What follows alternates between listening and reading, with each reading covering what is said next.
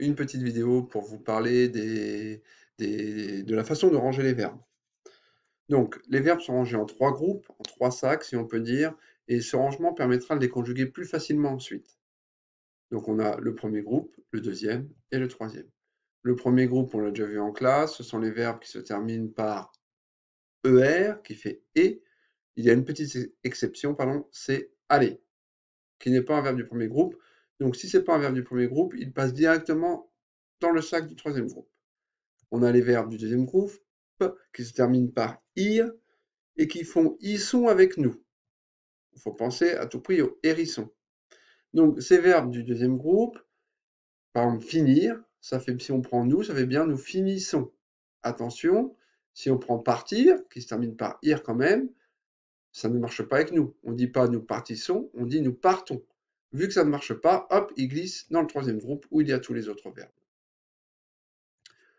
Donc les verbes du premier groupe, pour les conjuguer au présent, c'est assez simple. Vous prenez le verbe chanter, vous enlevez ER, et puis vous allez rajouter un E pour je, un ES pour tu, un E pour il, ONS pour nous, nous chantons, EZ pour vous, vous chantez, et ENT pour il au pluriel, il chante. Donc tous les verbes du premier groupe, tous ceux qui se terminent par ER, vous avez juste à enlever ER et rajouter ces terminaisons. Je vous rappelle que l'ordre c'est ça, c'est je, tu, il, nous, vous, il. Quand on conjugue un verbe. Le deuxième groupe, donc les verbes qui se finissent par ir et qui font ils sont avec nous, on a l'exemple de finir, pareil, là on va enlever le ir et on va le remplacer pour je par je finis, is, tu finis, is, il finit, it, nous finissons, ça marche bien, i2sons, vous finissez, i2sez, ils finissent, i2sent. Donc pareil, tous les verbes du deuxième groupe, on a juste à enlever ir et mettre ces terminaisons. Enfin, les verbes du troisième groupe, c'est beaucoup plus compliqué quand même. Là, je ne vais pas vous demander de tout apprendre, je vais juste vous demander de savoir utiliser ce tableau et d'aller le chercher. Donc si on a des verbes du troisième groupe, vous allez vous rendre ici. Sur le bas ici, on a les verbes les plus connus, les plus utilisés aussi, même par vous-même, il serait bien de les connaître. Être, avoir, aller, faire, ces 4 verbes-là, vous les utilisez tout le temps.